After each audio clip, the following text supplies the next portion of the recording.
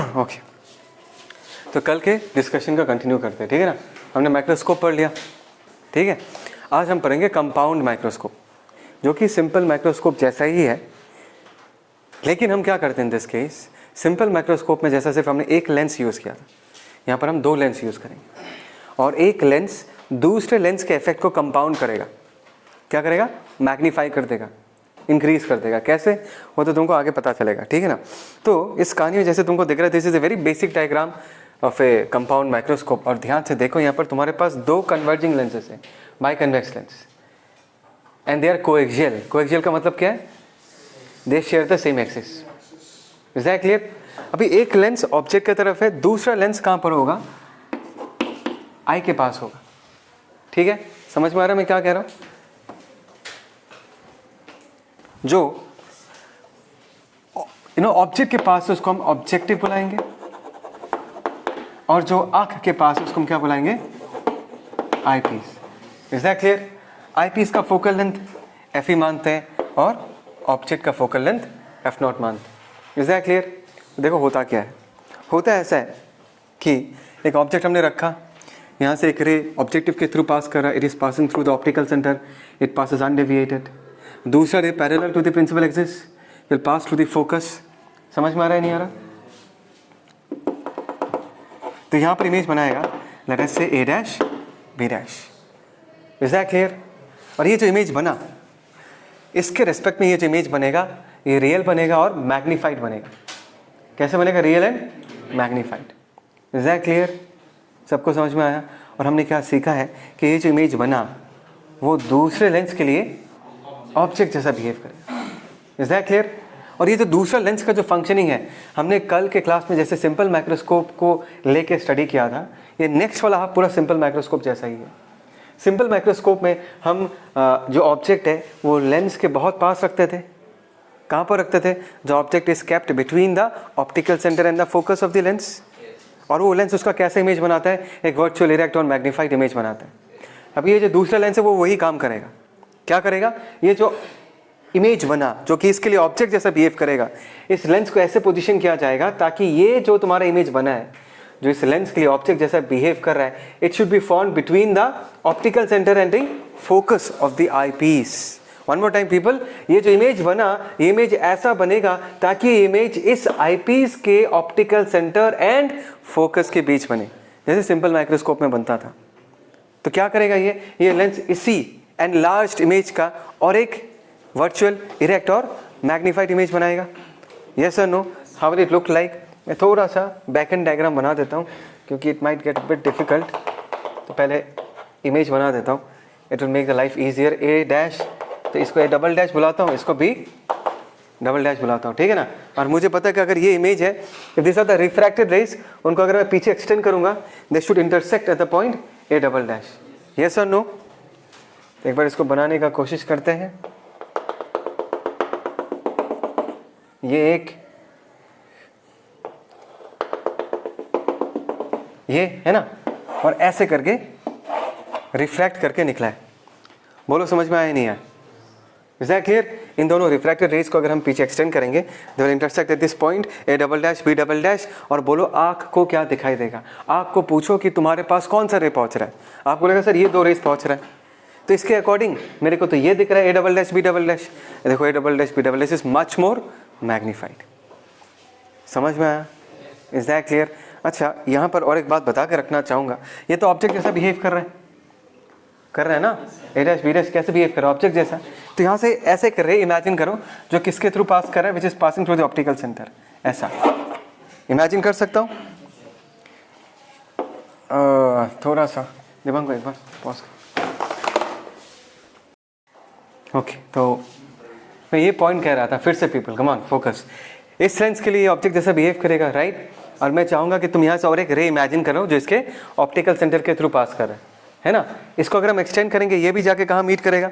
ये double dash में जाके ही मीट करेगा। Is that clear? क्या तुमको ये समझ में आया? पक्का? तो हमारा ये हो गया हमारा फाइनल इमेज, है ना। और हमारा फाइनल इमेज इस लेंस पे कितना विजुअल एंगल सबटेंड कर रहा है। अभी तुमको क्या बोलना चाहिए? सर लेंस पे तो हम विजुअल एंगल सबटेंड करके मेजर नहीं करते, कहाँ पर करते? आँख पे करते हैं।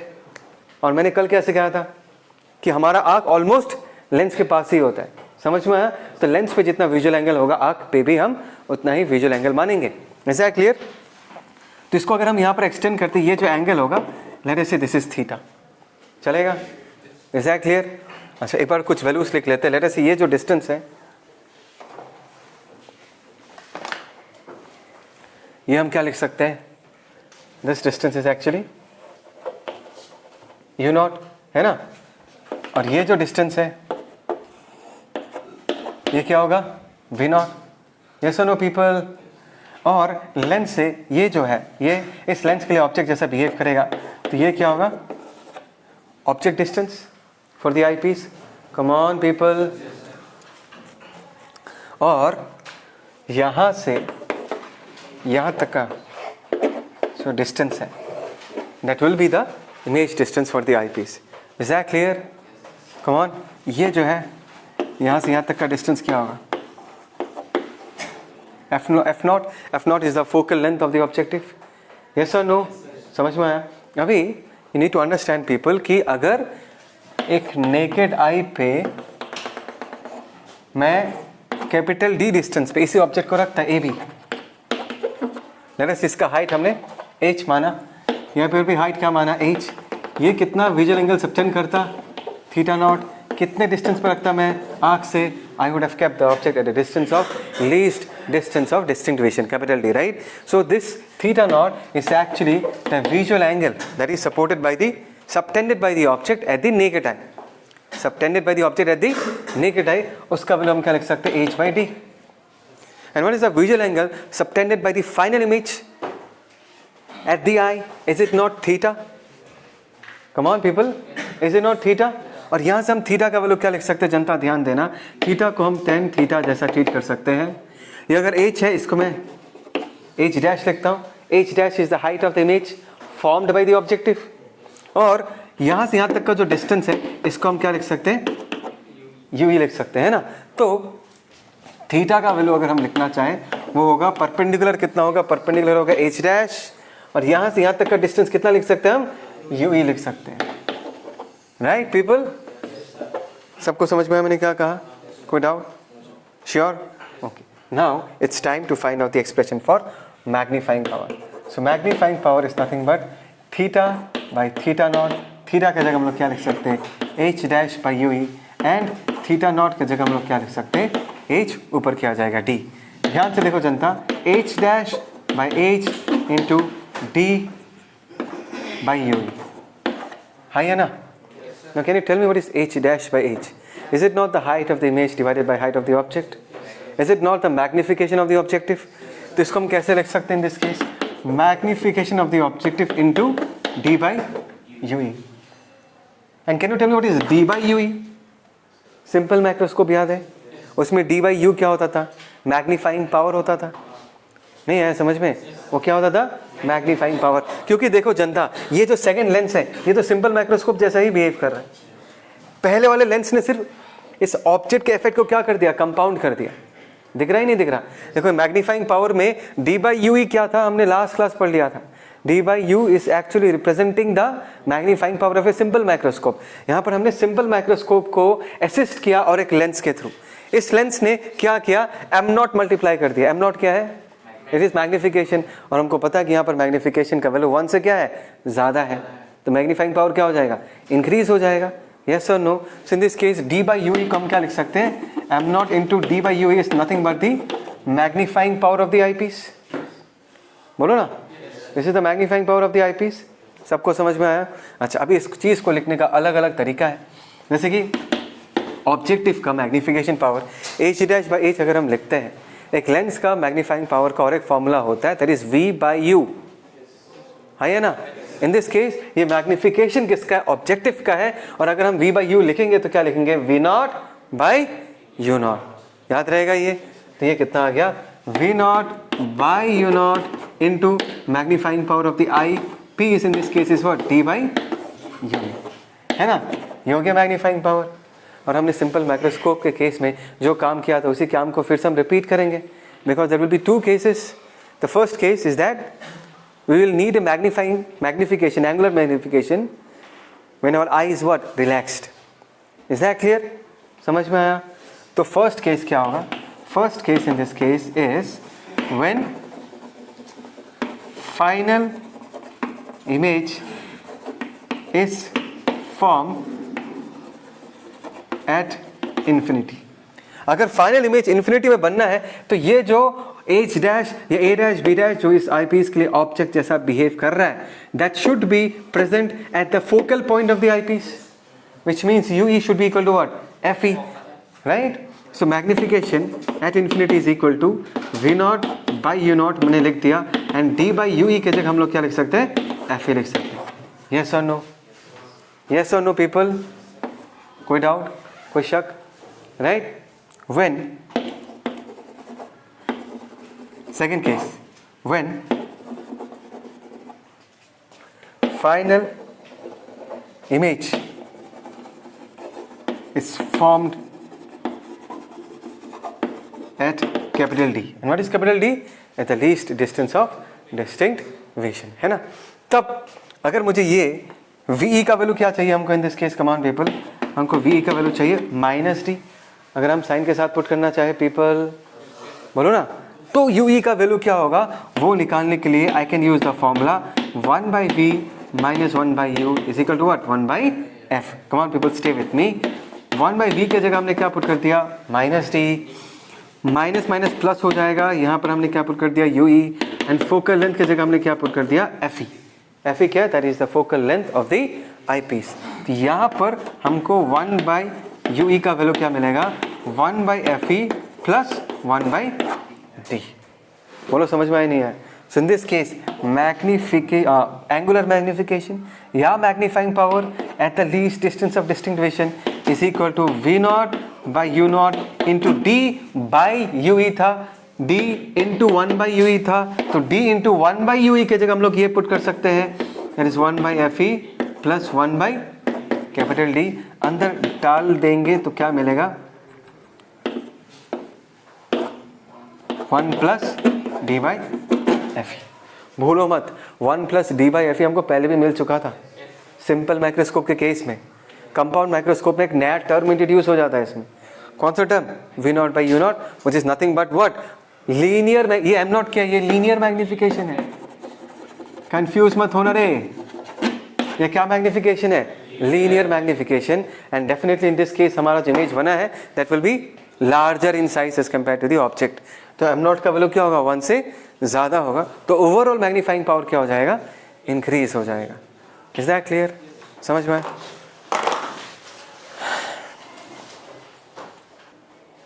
इसमें ना और एक चीज़ तुम लोगों को जान के रखना है, that is the length of a compound microscope, है ना? मैं यहाँ लिख के देता हूँ, छोटा करके देखना। Length of A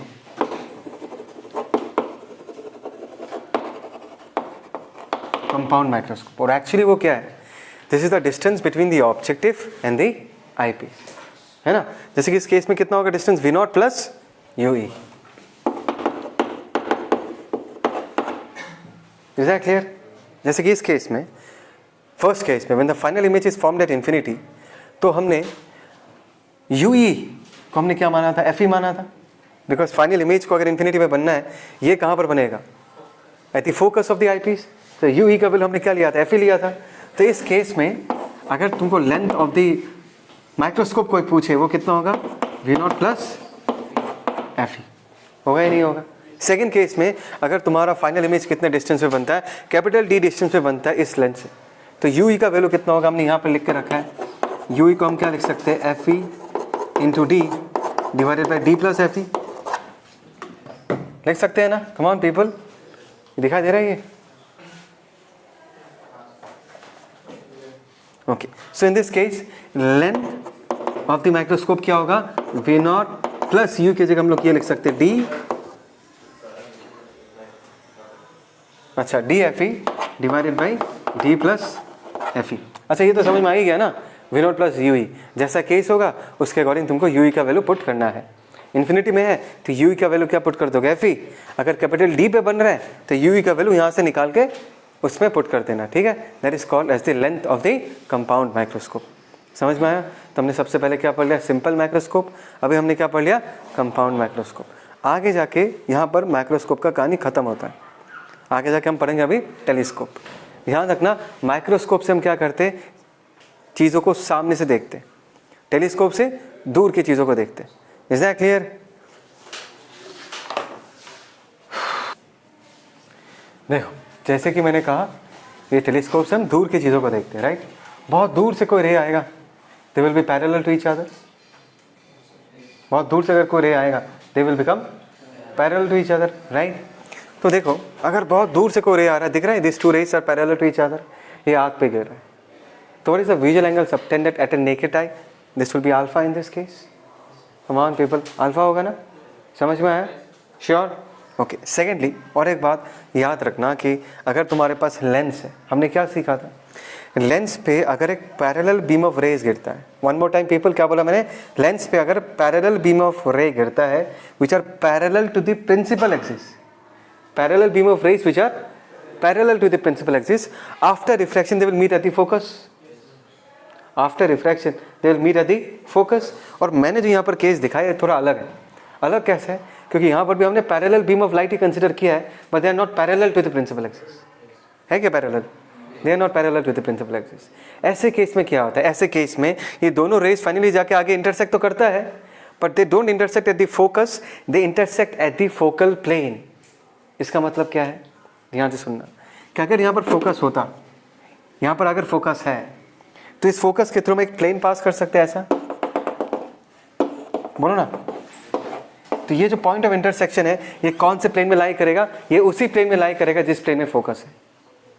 one more time, ये पॉइंट ऑफ इंटरसेक्शन कौन से प्लेन में लाई करेगा, ये उसी प्लेन में लाई करेगा जिस प्लेन में तुम्हारा फोकस है, या फोकस के थ्रू जो प्लेन जाता है उसी प्लेन में तुम्हारे रेज क्या करेंगे, इंटरसेक्ट करेंगे। याद रहेगा ये चीज, will you remember this?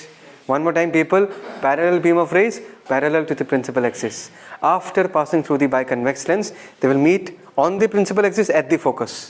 But if you have got a parallel beam of light which is not parallel to the principal axis, after passing through this convex lens, they will not intersect at the focus, but they will intersect at the focal plane. What is a focal plane? It is a plane which is perpendicular to the principal axis passing through the focus. That means they will intersect at this pink plane which also contains the focus. समझ में आया? Yes. So image distance in this case क्या होगा? F ही होगा focal length. F ही तो होगा ना image distance in this case. तो अगर ये हमने समझ लिया, now we are ready to study telescope. जैसे कि दिख रहा है ये टेलीस्कोप का बेसिक सेटअप है, मैंने अब तक कंप्लीट नहीं किया। दो लेंसेज होते हैं which are placed coaxially. ये जो लेंस है जो कि ऑब्जेक्ट की तरफ पॉइंट करते हैं, इसको हम क्या बुलाते हैं, ऑब्जेक्टिव, हाँ या ना। और ये लेंस जो आंख की तरफ पॉइंट कर रहा है, इसको हम क्या बुलाते हैं, बोलो समझ में आया नहीं आया? इसके फोकल लेंथ को f0 बोलता हूँ, इसके फोकल लेंथ को f ही बोलता हूँ। ऑलमोस्ट कहानी एक ही है। अभी जनता ध्यान देना, ऑब्जेक्टिव पे ये रे जितना एंगल सबटेंड करेगा वही होगा visual angle for a naked आई, वही तो होगा अल्फा। ये बोलो ये समझ में आता है नहीं आता? क्योंकि अगर यहाँ पर लेंस नहीं होता, आंख होता, उस पर भी कितना एंगल सबटेंड होता, अल्फा ही तो होता ना अल्फा। बात समझ में आ रहा है नहीं आ रहा? मैं फिर से रिपीट करना चाहूँगा, ऑब्जेक्टिव पे जितना incident ray visual angle subtend कर रहा है उसी को ही हम अपना visual angle subtended at a naked eye मानेंगे। बिकॉज नेकेड आई पे भी ऐसा ही रे गिरेगा, ऐसा ही रे गिरेगा ना, और वो हॉरिजॉन्टल के साथ कितना एंगल बनाएगा, अल्फा एंगल ही बनाएगा। Do you agree with me people? अच्छा, अगर ये अल्फा है जनता, तो मानो कि ये भी अल्फा है, vertically opposite angles. Come on people, ये अल्फा है तो ये भी क्या होगा, अल्फा होगा। कोई डाउट, कोई शक? ओके। अगर ये अल्फा है, डू पीपल अंडरस्टैंड दिस, कि यहाँ से यहाँ तक का जो ये लेंथ होगा, this length, this is nothing but f0, because ये p डैश q डैश कौन से प्लेन में बना है, फोकल प्लेन में बना है। कहाँ पर बना है, फोकल प्लेन में। बताया तो था, this rays are parallel to each other, after refraction they will meet at a point which will lie on the focal plane. ये कितना होगा f0? बोलो समझ में आया नहीं आया? कोई डाउट, कोई शक? नहीं है। उसके बाद, और ये जो हमारा इमेज बना, ये इमेज हमारे आईपीस के लिए ऑब्जेक्ट जैसा बिहेव करेगा। तो ये जो है इसके लिए ऑब्जेक्ट जैसा बिहेव करेगा, तो इस डिस्टेंस को हम क्या लिख सकते हैं, यू ई लिख सकते हैं। Do agree with me? है। और हमने क्या किया तुमको समझ में आ जाता है, कंपाउंड माइक्रोस्कोप में भी हमने यही किया था। हमने क्या करेंगे कि ये जो इमेज बनेगा इसको हम कहाँ पर बनवाएंगे, इस आई पीस के ऑप्टिकल सेंटर एंड फोकस के बीच। वन मोर टाइम पीपल, कहाँ पर बनाएंगे, ऑप्टिकल सेंटर एंड फोकस के बीच, ताकि हमको क्या मिले, एक virtual erect and magnified image बने। बोलो समझ में आया नहीं आया? So in this case try to understand people, ये ऑब्जेक्ट जैसा बिहेव करेगा, तो यहाँ से अगर मैं एक रे इमेजिन करूँ, it will pass to the optical centre undeviated. इसको हमने पीछे एक्सटेंड किया ऐसा, ठीक है। लेट अस से कि यहाँ पर इमेज बन रहा है, लेट अस से दिस इज क्यू डैश है, so this is Q double dash, this is P double dash. ये जो दो रिफ्रैक्टेड रेज है, ये जब रिफ्रैक्ट करके निकलेंगे, इनको अगर हम पीछे एक्सटेंड करेंगे, ये लोग आके भी क्यू डबल डैश में मीट करेगा, है ना। तो बैक मेथड यूज करके डायग्राम बना लेते हैं, it will make our diagram proper. समझ में आ रहा है? कुछ ऐसा, this is our eye. Eye को कहां पर मानेंगे, लेंस के सामने ही मानेंगे। Is that clear? अच्छा, और एक बात बता के रखता हूं मैं कि ये जो ऑब्जेक्टिव है ये एक ट्यूब के अंदर होता है, और ये जो आई पीस है ये और एक ट्यूब के अंदर में होता है। समझ में आया? और आई पीस वाला ट्यूब ये आगे पीछे मूव कर सकता है। मूवीज में देखा होगा ना, सेलर्स लोग एक बड़ा सा टेलीस्कोप लेते हैं, ऐसे मूव करते हैं, देखने के बाद फिर बंद करके अंदर डाल देते हैं, तो वो दो ट्यूब होता है ना, दे आर मूवेबल। समझ में आ रहा है नहीं आ रहा? तो ट्राई टू अंडरस्टैंड, ये फिक्स्ड है, और ये आई पीस जिस ट्यूब में उसको तुम आगे पीछे मूव करा सकते हो। तो आई पीस एंड ऑब्जेक्ट के बीच का जो डिस्टेंस है, आई पीस एंड ऑब्जेक्टिव के बीच का जो डिस्टेंस है वो वेरी कर सकता है। समझ में आया? Is that clear? हम इसको, इस लेंस को हमेशा कैसे प्लेस करेंगे ताकि ये जो इमेज बना वो इस लेंस के ऑप्टिकल सेंटर एंड फोकस के बीच बने, ताकि हमको एक virtual erect and magnified image मिले। समझ में आया? Is that clear? Now let us go back to some calculations. Calculations क्या है, हमको डिफाइन करना है मैग्नीफाइंग पावर। ये हमारा फाइनल इमेज है। कहना इसे इस फाइनल इमेज ने, यहाँ पर ही आँख है अपना, जहाँ लेंस है वही आँख है, बोलो ना। यहाँ पर ये बीटा एंगल सबटेंड किया, सो कहना इसे beta is the visual angle subtended by the final image at the eye. Come on people. अच्छा, now before we start finding out the value of magnifying power, let us first write what is alpha. From this triangle, come on people, from this triangle, alpha is like 10 alpha, which is equal to perpendicular by base.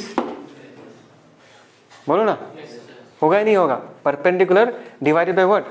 Base. So in this case हम क्या लिख सकते हैं? P dash, Q dash, और base की जगह हम लोग क्या लिख सकते हैं? In this case F naught. समझ में आया?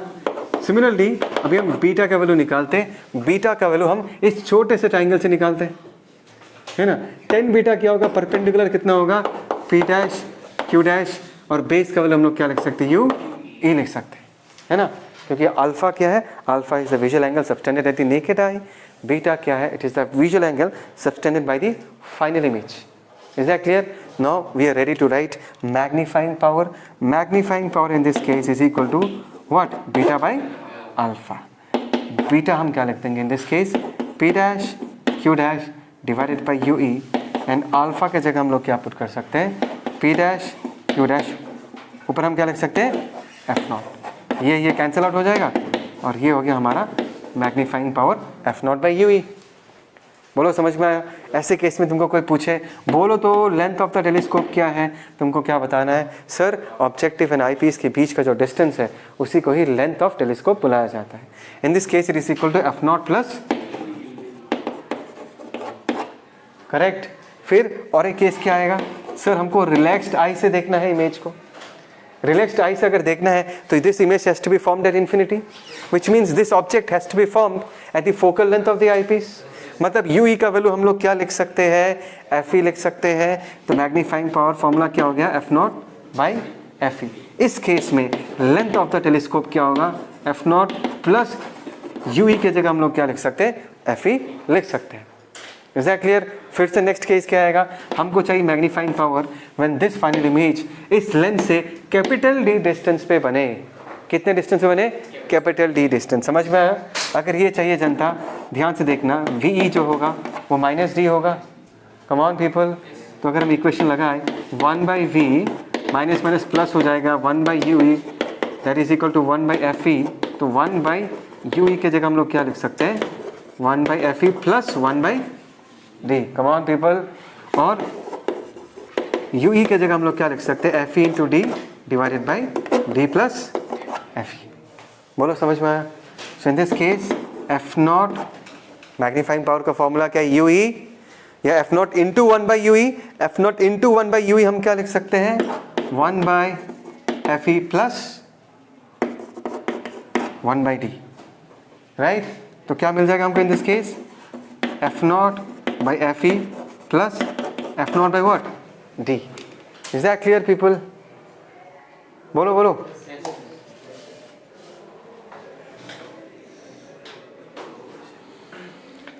पॉज करना है इसको, ठीक है। इधर देखो, ऐसे फॉर्म में भी एक्सप्रेस कर सकते हो, या किसी किसी बुक में क्या करते हैं ना, FE को बाहर लेके आ जाते, क्या करते हैं, FE को बाहर लेके आ जाते। तो यहाँ पर क्या आएगा, एफ नॉट बाई FE, यहाँ पर क्या होगा 1 होगा ना 1, और यहाँ पर क्या आ जाएगा FE by D। So this is the magnifying power. Length निकाल सकते हो ना, लेंथ ऑफ ए टेलीस्कोप, क्या लिखोगे, F not plus u e का वैल्यू ये पुट कर देना, that is the length of A telescope. जनता बोलो समझ में आया नहीं आया, कोई doubt? So this is all about A telescope. अभी बाकी है प्रॉब्लम सॉल्व करना, ठीक है। इसको लिख लो।